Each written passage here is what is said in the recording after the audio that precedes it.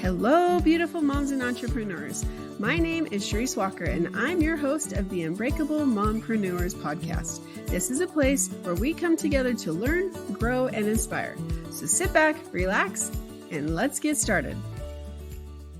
Hello, Unbreakable Mompreneurs. I'm Charisse Walker here today with Stephanie Riel. I just love her story and love what she's done because she has been that successful business entrepreneur and realized that even though it was doing really, really well in the 6 figures, 7 figures, it just wasn't for her, and she realigned to something else. So that's what we're going to talk about today. So Stephanie, why don't you introduce yourself? Hi, I am so happy to be here. Thank you for having me. And yeah, I think I'm so passionate now about helping entrepreneurs, mompreneurs, wannabe entrepreneurs, build things from an aligned and authentic place, because I did it the wrong way. And I give myself a lot of grace with that, because I started my first business at 22, and that was before entrepreneurship was cool. My friends thought I was crazy because I was living a side hustle life. I use air quotes around side hustle, but people didn't know what the side hustle was then. And they just thought I was wild because I was working all nights and weekends while maintaining a full-time job to build my own business. And I turned that business into a full-service marketing agency for small businesses, and we won awards and I won awards, and that life looked so great from the outside, but I always knew something was off. It always felt unfulfilling. It actually caused a lot of dis-ease and really caused me a lot of stress and a lot of burnout.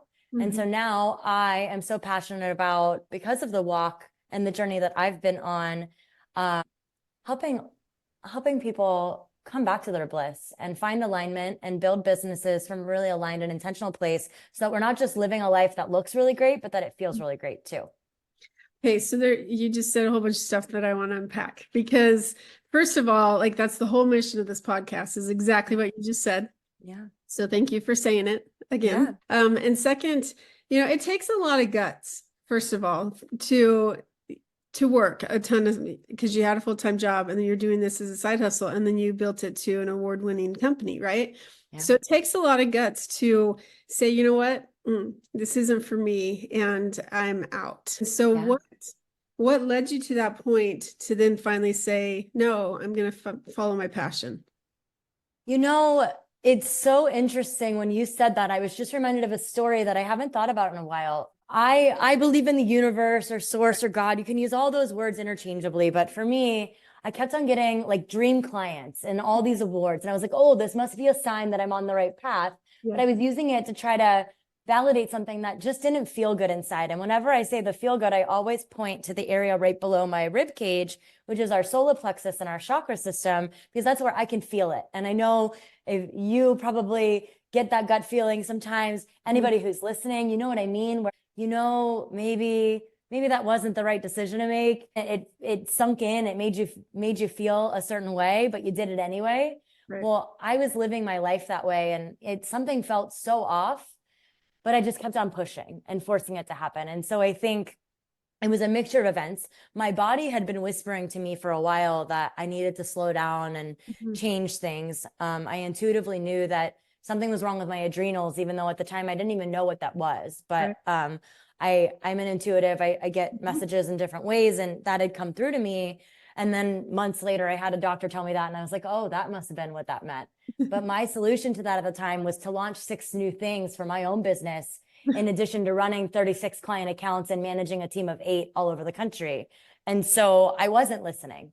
Yeah. And I was getting all of the little signs from my body along the way, feeling really unfulfilled, and just knowing that I really didn't even like running a marketing agency anymore. I actually worked for somebody's marketing agency in the early days of when I started my business, and I didn't want to do that because of how stressful it was. Yeah. And like, you're tied to a desk, and it just didn't seem, I loved my mentors, and they're still the women that own that agency. That I live in Arizona, and they still own it's a thriving marketing agency, and they've been incredible friends and mentors over the years. But it just wasn't the life for me. And then I went and I built what I knew, right? So I built an agency, and I did it a little bit differently. And I'm still really proud of the success that we had and the awards those were great, but I didn't do it for the awards. I did it to help the small businesses and help their businesses succeed. Some of my best performing years in business were during COVID. And while that's incredible, we had 30% year over year growth 2 years in a row in 2020 and 2021, which was incredible. But my true like excitement was being able to help my clients survive and thrive in COVID and pivot and still find ways to make money and to make an impact on their communities all over the country. And so those moments felt really good, but there was something that always felt really off.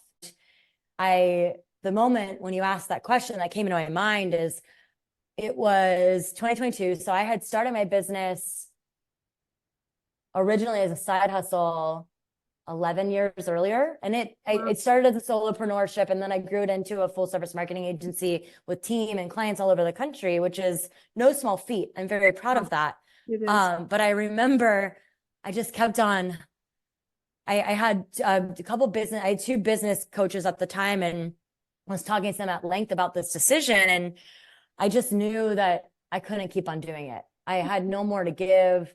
I didn't enjoy it anymore. I was managing a team and all the clients and all the things that I didn't even want to do. It's not even what really lit me up. And so one of my coaches, in the same week, I had one of my coaches tell me that as much as I was going to hate hearing it, she was going to give me permission, that I could give myself permission to change my mind and do something different. Right. And that, I hated hearing that in the moment. I was like, oh my gosh, we were very similar as individuals, probably why I was attracted to her as a coach. She had so much, a great track record and a lot of success, but she knew that I was going to feel resistance to that permission, but I needed to give myself permission. Yeah. And then my other coach, we really worked on, okay, it was important for me to make sure that my clients and my team were taken care of. And I didn't have to do that, but that's always, I like to treat people the way that I want to be treated. And so I really didn't want to leave anybody high and dry. So I found new providers for clients for any contracts that were still going, and made those introductions and made the transitions as smooth as possible. And I also helped my team members find new jobs. So, and I didn't have to do that, but that was important to me because I had developed a mentorship relationship with a lot of my team, and I wanted to help them make up for that lost income, because it wasn't lost on me that closing a business was it was a big impact to my team and their families too. And I hired and employed mostly women who were moms and had teams of had families of their own and responsibilities. And that was just something that was really important to me. So my other coach was helping me with that. But that same week that I gave myself permission to close the business, and I started visualizing this reality of not having this business anymore, and helping my team members, because that was actually the biggest thing. Like the clients, I'll easily find them a service provider. I had been in the marketing industry for over 14 years. So I knew a lot of great people that could take good care of my clients, but I was really concerned about my team. And once I started visualizing that reality and knowing that they could be cared for, and that we had some other things lined up for them, it started to lighten the grip of that connection to the business. But that same week, I got awarded one of the top 100 CEOs in Phoenix. Wow. And it wasn't public, but I found out that I was getting it. It immediately, an old version of me could have been like, but look, here's the evidence, you should keep on doing it. And I actually used that to fuel me even more as evidence of, yes, I'm a great entrepreneur, but I don't have to keep on doing this business. I can find something that lights me up. So that was a really long-winded answer, but like, I've learned so much in my life. It's usually not just one thing, it's a lot of things. And it was that compounding effort of being able to give myself permission, being able to visualize what that new reality would start to look like, and knowing that I was taking care of the people that really mattered to me, which are my clients. Because the awards were great, but I never did it for the awards. Yeah. I really wanted to help people. And I saw small businesses really getting taken advantage from a lot of marketing companies out there. And that would make me so mad that I started offering all these other services to make sure people were taken care of. But once I started to really visualize that new reality and know that my team was going to be okay, and it just felt so much lighter for me because I knew it wasn't what I wanted to do. That's when I really got to start to dream and explore what that new life for me looked like, and give myself permission to do that.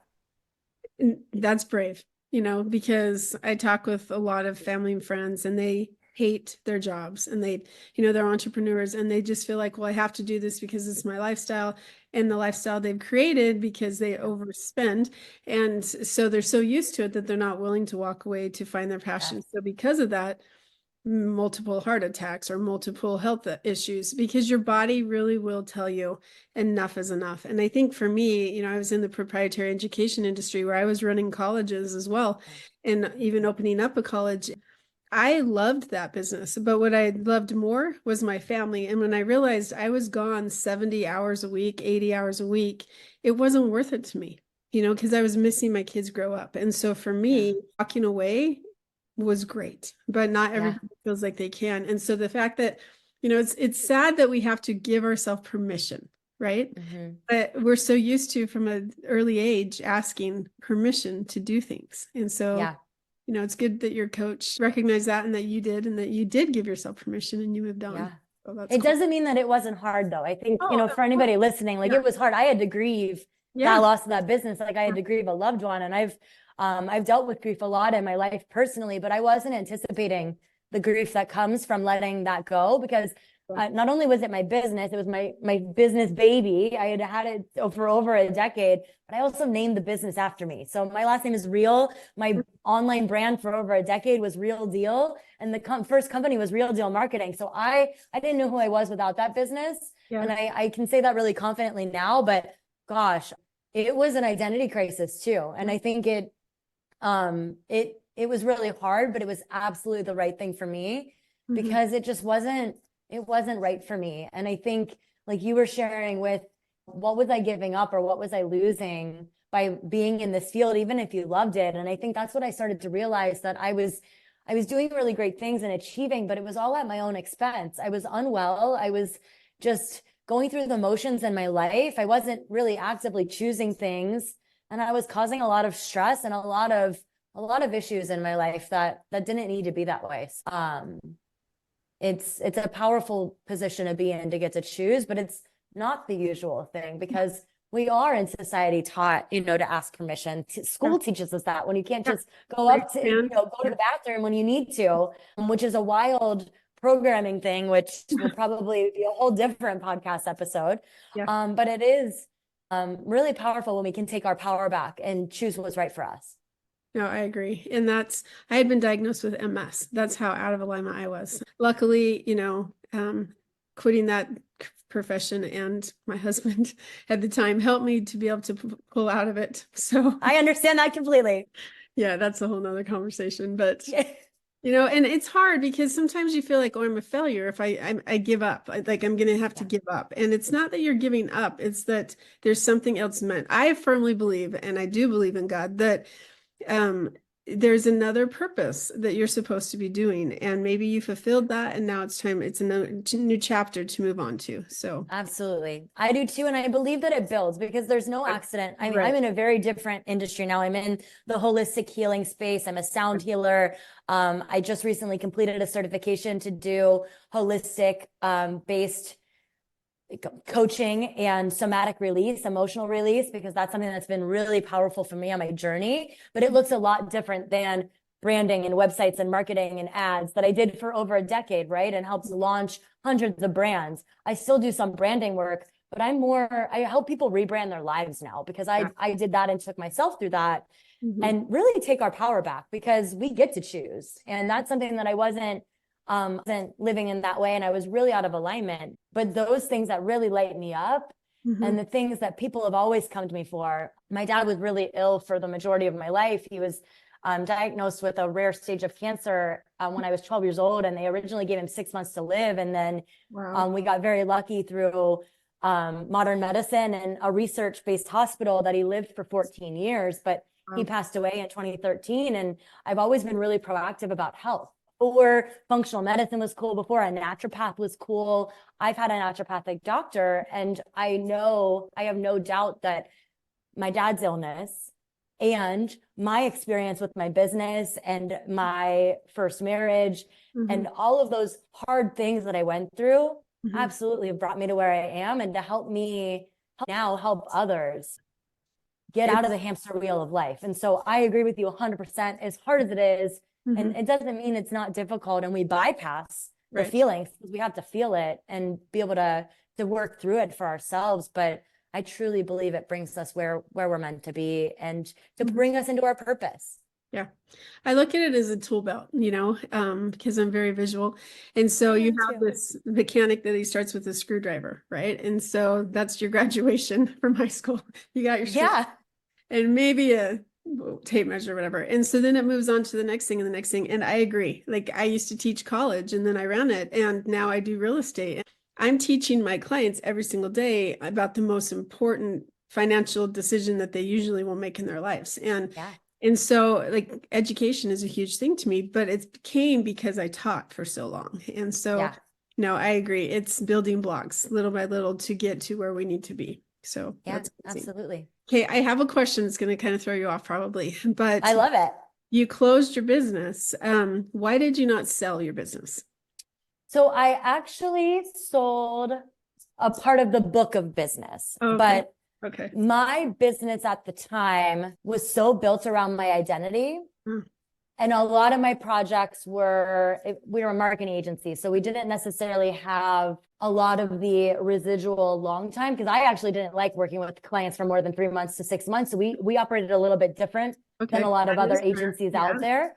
And so we had a shorter time horizon. So it wasn't that selling the brand name and selling that book of business necessarily made sense. But I did sell off some of the projects that were still going on that we weren't going to complete, but it wasn't at the point to really sell it because of how I had structured the business. Because I think what I learned later on after building my first business at 22 and learning everything the hard way and hiring coaches much later, I didn't build the business necessarily to sell it. I built it the way that I liked it. It's so interesting though, because in my one-on-one business mentorship that I do now, we talk first and foremost about what is that goal? Do you want to build it to sell? And I help my clients build their businesses to sell it first, if that's what they really want to do. Because I had truly, I mean, very blessed that I had a team of 8 all over the country and clients all over the country too. But it wasn't really built to sell. Yeah.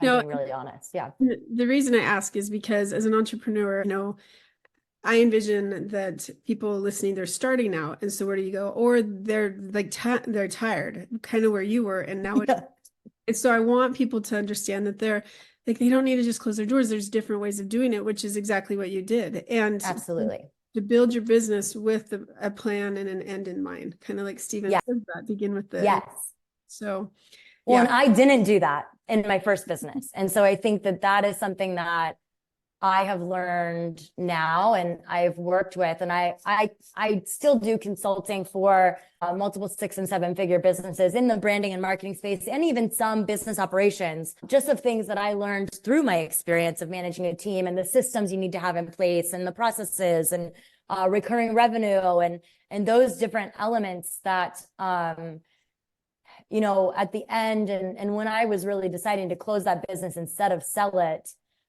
I was so tapped out and burnt out that I was resistant. I wasn't even allowing in long-term clients. I would see a client that wanted a year relationship and I wouldn't sign them. I would refer them out to somebody else because I just couldn't do it anymore. And so it made sense for me to close the business. I've worked with some clients that want to sell their business and they're building it to sell it, but we build it strategically different that way then. Okay, so we're going to put that to bed. Yeah. Now we open your new chapter of your life. So what do?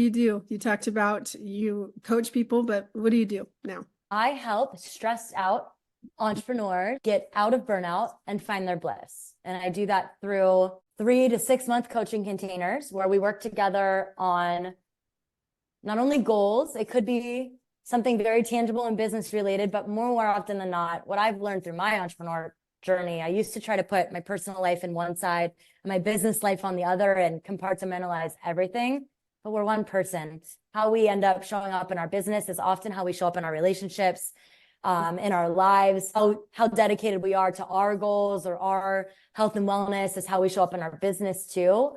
And so it's really a holistic approach to life and business. I customize that for what my client needs. I am an intuitive, so I pick up on things with permission for clients, and what they need. That might include sound healing. It might include somatic breath work or movement, other holistic based practices like nutrition and sleep. It runs the gamut to really help, because I often find that if you are an entrepreneur that's stressed out, probably not sleeping well. You're probably got a couple of pounds that you can't seem to get rid of. Your diet is probably all out of whack, or maybe you're not even eating unless it's delivered to you. So who knows what's in your food that you're eating? You're definitely probably not drinking enough water or even getting outside and seeing sunlight. I mean, I think back to those marketing agency days. I was working 16 to 18-hour days, and a lot of the meals that I was eating were either meal delivery. Thank God Instacart, existed, and Uber Eats and DoorDash. My husband at the time was also doing a lot of the cooking and helping out in those busy seasons too. But because I wasn't taking care of myself. And so we really take a holistic approach, because when we take better care of ourselves, our businesses can thrive too. That's true. I totally agree. And as I'm like choking because I need water and I forgot to have it next to me. I know, I'm thirsty too. I usually have a water in here and I'm like, oh my gosh, I don't even have a water right now. I ran in to get into the session and I forgot to bring my bottle of water in here. It's me too. And of course, I'm going to die. And I think that that's really important, because it's the self-care. I remember I walked into the kitchen last week and I made myself like an actual healthy meal. And I thought, when I was working outside the house, like you're always going to, like my husband, he does not like to pack a lunch. And so he goes out every single day and then he's complaining why he's gaining weight. Well, there's some reasons. And so I think that that's where we really do need to have a plan in our lives. You mentioned a coach, and it seems like every single call I'm on, I cannot stress the importance of a coach.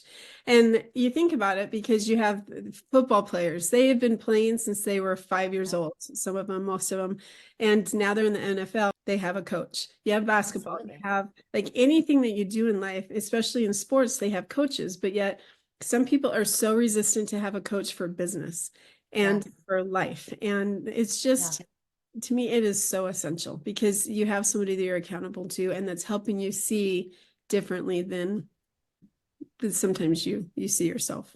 Absolutely. And the thing that I always say, and the thing that I learned by hiring mentors and surrounding myself in, communities that there were like-minded people, entrepreneurs, people that are just starting a business, can learn a lot from somebody who's been in business for 10 years. But those people that have been in business for 10 years can learn a lot from somebody who's new too, right? But I think when you have a coach, you're still going to get there. You're still going to achieve your goal, especially if you build it intentionally from the start, which I spend a lot of time with my clients. Let's picture what your ideal life looks like and help you get there, whether that's in your business or in your self-care practices, so that you can live a more fulfilling life and show up happier for your family and your kids and your partner or your pets or your business, your company, your team. But a coach just helps you get there faster, right? All those years of wisdom. I mean, I've been in business for 15 years now. All the things that I've learned along the way, stuff that I did the wrong way. But one of digital mentors that I follow online talks a lot about, you're best equipped to help the person you were before. And that's what I'm really doing now, and doing it in a really sustainable way, because those fad diets, they never work. A business crash course isn't going to work for you either, because it's not going to teach you the foundation and the discipline that you really need to have the stamina to last in business 15 years or to build a brand that's going to last. I mean, even though I rebranded my whole life and I stepped away from that real deal branding that I had created and hid behind for over a decade, it was a good brand because it lasted that test of time and it was becoming known. But a good coach just helps you get there faster and not have to make as many mistakes. But I see mistakes and failures as really learning opportunities of what to do different next time. So I don't even think they're bad. But if we can accelerate that growth, amazing. And that's why I have a coach too. That's why I work with a coach, so that I can get there a little bit quicker and a little bit less painful of an experience maybe. No, yeah. And sometimes the coaches, like I bought into many programs, and sometimes you don't get as much out of the coach, but you do out of the community. And so Some of my friends have been very expensive because of the money I've spent. But they're great friends, so the ROI's got to be in there somewhere, right? Yeah. So we joke all the time, like, wow, you are a really expensive friend. But I mean, it's so worth it. And it's completely changed my life. And what I realized is, I think it's Jim Rohn where he says, look around. Like I would say 5 years ago, I was laying in bed. I just had my 3rd hip surgery, severe pain, and just really upset and thinking this is what I'm doomed to, like just chronic surgeries and things like that. And I realized it's just not like that. And so when he said, look around and your 5 friends are who defined you, I was not pleased because it was these people that were sucking me dry, like constantly asking for things. And I look back now and I look at who I am around. Some of those people I don't even talk to anymore. Not because we aren't friends. You grow so much and you change. And that's the part that you have to embrace and be grateful for. So, okay. So I love to ask this question because hindsight's always 2020. And a lot of times people, like you said, you're on this path and other people are still back here. So if you were 18 years old, well, you're sitting on a park bench next to your 18-year-old self, what advice would you give that person? Without a doubt, the most critical, crucial thing that I would tell that 18-year-old girl is to trust yourself. Yeah. I think so many times on my journey when I lost my path and when I lost my way a little bit and I lost my power, I was denying my own personal feelings about a situation or a person or an opportunity. And while I don't have any regrets, because I truly believe all of those hard things that I've gone through in my life have led me where I am and allow me to serve from a place that I'm in now, from that real life experience. I do think we grew up in a world where we're taught not to trust ourselves. We're taught to put our expertise or ask permission from a teacher or an authority figure, or, and we lose that inner guidance, and it's so strong and it's so divinely led. It's our God-given ability to be able to know what's right for us and to be able to feel it, and those gut feelings. And I think about those times where I didn't trust myself or I questioned it and I was stuck too much in my brain and not enough from my heart. And it really led me down a very windy path that I could have avoided. So I would, without a doubt, tell that 18-year-old self and anybody, the answer inside. You just got to remember to trust yourself. And you might need a coach to help you to start to really build that voice again if you've gone through years of diminishing that inner voice. And that's okay. However you need to come back to it, you can. But trusting ourselves is first and foremost important. Yeah, I totally agree with you. And it's never a regret. Like when I ask that question, it's not meant to say, oh, what do you regret that you do differently? It's you are more wiser now. And one piece of advice, like, I don't know, I think back and think, what would I say? And every day it's a different thing because. Absolutely. All right. So if people want to find you, how do they get a hold of you? The best way to get a hold of me is on my website, stephanieriel.com. That's RIEL, or on Instagram, which is where I'm most active. And that is I am Stephanie Riel. I love that. Okay. Well, thank you, Stephanie. And Unbreakable Moms, if you are struggling and you're just not knowing, as Stephanie gives you the advice, listen to yourself because you know the answer, you know what you should do, and follow that. Don't give yourself too much time because you'll talk yourself out of it. So have a fantastic day and go change the world. Beautiful moms, remember, you are unbreakable. Keep illuminating the world with your strength, pursuing your dreams, and reveling in the splendor of motherhood. This is Charisse Walker, bidding you farewell for now.